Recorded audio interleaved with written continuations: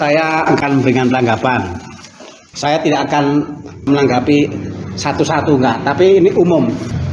Pertama, harus semakin dihayati bahwa para pengurus harus bersikap seperti gereja bersikap. Tak terkecuali bersikap terhadap keluarga.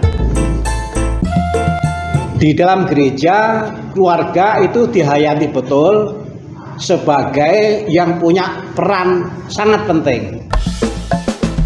Karena kalau kita melihat peristiwa keselamatan, keluarga itu dipilih oleh Allah untuk menjelmakan diri menjadi manusia. Itu bukan kebetulan. Lalu kemudian kita juga melihat dan merenungkan peristiwa di Kana. Di sana ada keluarga yang punya masalah. Sebenarnya Yesus belum waktunya. Meskipun belum waktunya, toh Yesus pada akhirnya juga berbuat membantu keluarga itu keluar dari masalah. Dan banyak kisah lagi yang lain.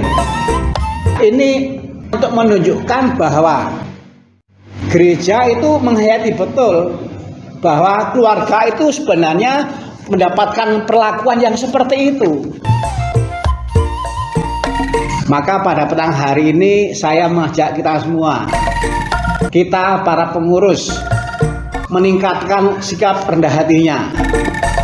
Kita mau bersikap terhadap keluarga seperti gereja bersikap.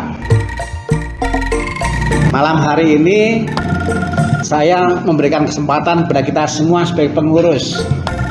Ini bagian dari pelatihan. Tapi pelatihan tidak lewat teori tetapi langsung praktek. Kita berlatih menganalisa. Kita berlatih melihat keluarga-keluarga di stasi ini punya masalah apa saja. Ini tadi spontan. Yang menarik bagi saya adalah meskipun spontan ternyata banyak dan berat-berat. Apalagi kalau kita merenung lebih dahulu. Masalah yang spontan kita sebut tadi, yang ternyata itu pun banyak dan berat, mudah-mudahan menggugah kita. Kita pengurus gereja yang mudah-mudahan betul bisa menghadirkan gereja yang punya kepedulian terhadap keluarga-keluarga, khususnya yang punya masalah. Jadi nomor satu, kalau tadi bertanya soal solusi, nomor satu kita harus menyadari diri dulu bahwa sebagai pengurus gereja kita nggak boleh merem, kita harus prihatin. Satu, yang kedua, kita ini kan sebagai murid Yesus nggak diutus sendiri.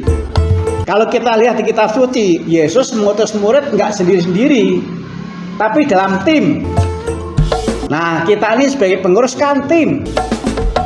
Kalau kita mengerjakan sendiri berat, maka kita harus mengerjakannya dalam kebersamaan.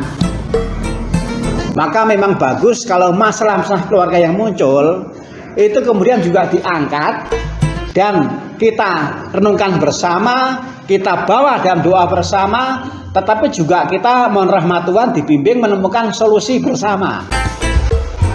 Saya nggak langsung menjawab satu persatu, tapi ini hanya jalannya saja. Kita harus berani menjadikan rapat Dewan Stasi ini sebagai kesempatan bersama untuk mengangkat masalah-masalah keluarga yang muncul di stasi ini, lalu kita bicarakan bersama supaya kita mendapatkan jalan bersama untuk mengatasi. Di samping Tuhan yang diharapkan juga bekerjakan kita. Tadi di awal saya berterima kasih karena lingkungan-lingkungan itu juga mengupayakan kegiatan Bulan Kitab Suci Nasional. Karena ada Pak Andit dan juga ada Ibu Emil kalau mau mencatat, ini ayat yang sangat penting. Saya beri. Nomor 1 itu Mazmur bab 119 ayat 105. Lalu yang kedua itu 2 Timotius bab 3 ayat 16. Ini saya menggunakan yang Mazmur saja. Mazmur 119 ayat 105. Karena malam hari ini malam. Nah, ini kan ada cahaya. Kita bisa bayangkan apa yang terjadi kalau lampu ini mati. Kita hidup dan gelap. Kita nggak bisa melihat apa-apa kalau lampu ini mati. Tapi berbeda halnya kalau lampu ini menyala.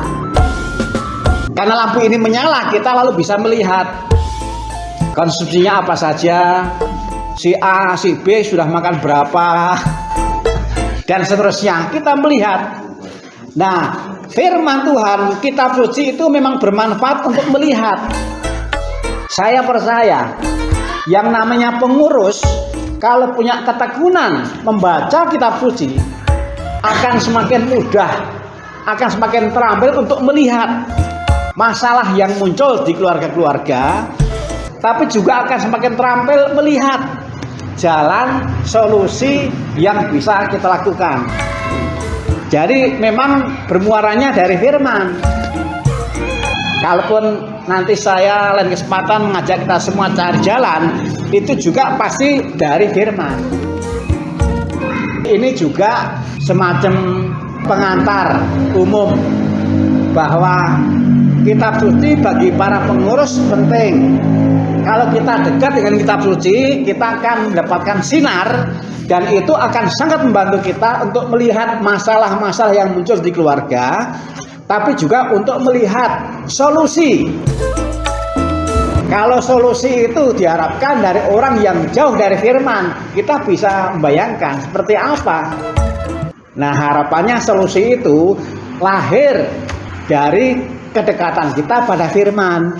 Karena firman pelita bagi kakiku dan terang bagi jalanku, termasuk dalam hal melihat dan mencari solusi atas masalah-masalah yang ada di keluarga. Maka yang lalu muncul dalam benak saya itu yang tadi diungkapkan oleh Ibu Emil. Nah, kebetulan Ibu Emil kan di pewartaan. Mungkin bagus juga kalau dibuat program saja. Kalau nanti saya diminta mendampingi nggak masalah. Belajar kitab suci. Saya buat video dari ketika saya memberikan pengajaran kepada anak-anak SD. Ada video dengan judul Belajar dari Anak. Karena apa? Karena di SD Sudarso itu ada beberapa anak, tak terkecuali anaknya Pak Anton ya, yang sudah setiap hari membaca kitab suci. Orang dewasa kita termasuk saya belajar dari anak. Bahkan juga menarik ketika saya bertanya kepada mereka, coba ayat yang menyentuh mana? Mereka hafal. Malah juga ada hafal yang sampai menyebut ayatnya. Dari ini bab sekian, ayat sekian. Karena setiap hari. Nah, saya kira tidak masalah lah kita belajar dari anak. Nanti tunggu saja. Saya menampilkan secara serial pengajaran saya di SD Sudarso mengenai lingkungan. Syukur bahwa lingkungan itu pertemuannya rutin. Lalu kalau saya merenungkan keluarga-keluarga dengan segala macam persoalan yang dimiliki, maka bagaimana kalau sebulan sekali lingkungan itu semacam sharing, ngobrol tentang topik tertentu. Bukan ngobrol tentang orang, tapi ngobrol tentang tema tertentu yang mudah-mudahan bermanfaat untuk mengatasi masalah atau untuk mencegah supaya jangan sampai terjadi. Ini solusi yang sifatnya umum. Kalau solusi yang sifatnya personal, nanti kalau memang harus saya kunjungi ya saya kunjungi, kalau harus saya panggil ya saya panggil. Tapi saya juga memikirkan mengenai solusi umum yang bisa dikerjakan oleh lingkungan. Ini kurikulum wajib. Jadi ada pertemuan lingkungan yang isinya ngobrol bersama, semacam menanggapi entah itu hal yang kurang bagus atau yang bagus, pokoknya itu menjadi semacam topik, tema, lalu diobrolkan bersama. Lalu nanti juga memang ada peneguhan kitab sucinya. Nah, lalu mungkin baik kalau yuk kita komitmen bersama lah. Pengajaran 2 bulan sekali di stasi itu. Pengajaran 2 bulan sekali, sayang. Masalah yang kita hadapi itu sebenarnya banyak dan berat. Dan untuk ke sana memang nggak ada cara lain selain kita harus menggiatkan kegiatan di bidang kewartaan. Nah, untuk ini yang saya tawarkan waktu itu adalah 2 bulan sekali pengajaran. Janganlah kita terlalu mudah untuk membatalkan, meniadakan. Masalah yang kita hadapi tadi terungkapkan. Kita mengungkapkan secara spontan saja, banyak dan berat-berat. Apalagi kalau kita renungkan. Nah, jadi kalau bicara soal solusi, memang ini nggak bisa cepat. Nggak ada orang yang sekali masuk mobil langsung bisa nyetir. Untuk belajar lama. Anak itu untuk bisa membaca, menulis. Setiap hari masuk. Dan setelah masuk, sekian kali baru dia bisa membaca, baru dia bisa menulis. Saya membantu, memberi solusi. Tapi memang solusi ini nggak bisa instan. Paling tidak juga harus dimulai dengan belajar. Paling tidak juga harus dimulai dengan kita menambah pengetahuan. Maka pengajaran itu menjadi penting. 2 bulan sekali. Nanti dilihat kembali jadwalnya. Sekarang ini banyak keluarga, tak terkecuali keluarga muda yang punya masalah besar. Jadi tidak. Sekarang tidak sedikit keluarga muda yang mengalami kesulitan di dalam mendidik anak. Maka sebenarnya kulkas itu bagus lah. Nah, bagus kalau itu juga diangkat. Janganlah itu menjadi tanggung jawab ketua kulkas atau menjadi tanggung jawab kulkas. Kulkas itu tanggung jawab kita bersama. Saya itu melihat papan pengumuman di bawah itu. Mungkin baik kalau itu dijadikan sebagai bahan reminder, pengingat. Jadi mungkin baik kalau papan itu juga digunakan untuk mengingatkan. Ingat, misalnya bulan ini. Nah, sekretaris layahna. Mungkin baik itu untuk reminder, mengingatkan. Orang itu masih perlu diingatkan kok, siapapun. Jadi saya melihatnya adalah memang kalau kulkas hanya dipikir mereka sendiri berat, kasihan. Ini harus kita angkat sebagai tanggung jawab bersama. Maka kegiatan-kegiatan yang memang perlu diingatkan, sekretaris itu membantulah. Bisa menggunakan papan yang ada. Yang ada saja kita manfaatkan. Sayang. Setelah bulan kitab suci, nanti kita garap dengan baik, Ibu Emil di bidang wartaan ya. Jadi nanti kita sediakan bahan. Ini sifatnya wajib dilakukan di lingkungan. Ngobrol tentang tema tertentu yang maksudnya untuk membantu keluarga supaya yang punya masalah mendapatkan jalan, yang belum punya masalah terbantu untuk pencegahannya. Kemudian nanti dirancang kembali Pak, diingatkan kembali yang pengajaran di stasi 2 bulan sekali. Nanti kalau di lingkungan itu nggak selesai atau orang masih ragu-ragu terhadap hasil itu, nah nanti yang di pertemuan di stasi, nah itu akan saya perdalam. Jadi ini nyambung. Mencoba yuk bahwa gereja yang menghadirkan Yesus, kegiatannya memang harus meringankan beban umat dalam hidup sehari-hari. Maka kita harus mengenali beban-beban itu, tetapi juga mengenali potensi.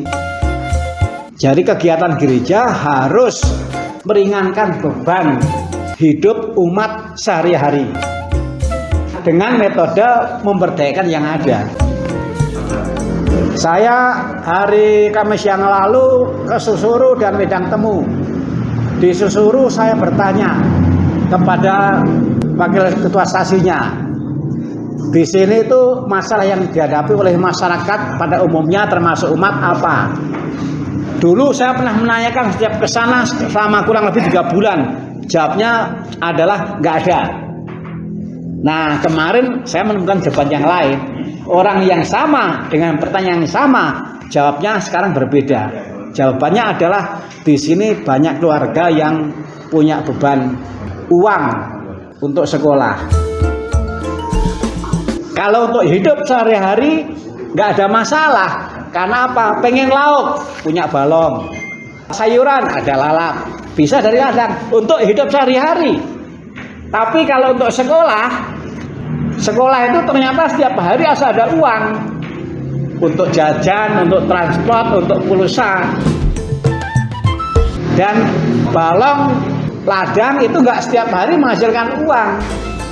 Saya kembali bertanya, di sini kan banyak pohon. Pohon apa yang paling bagus, yang paling mahal? Mau nih. Bisa laku berapa? 1, 2 sampai 3 juta. Butuh berapa lama untuk menghasilkan 30 tahun? Lalu hanya spontan belum matang, saya bilang, sekarang mungkin sudah waktunya mengelola balong. Kalau selama ini hanya untuk konsumsi, lalu untuk menghasilkan uang. Sudah waktunya mengelola kebun. Sudah waktunya untuk memilih-milih pohon yang mau ditanam. Sekarang sudah mulai memikirkan supaya menghasilkan uang. Maaf ya Pak Andit, saya menyebut Pak Andit. Saya bilang, kalau mau konsultasi soal pohon yang tepat untuk ditanam, sesuai dengan peruntukan, bicara, ngobrol, tanya ke Pak Andit.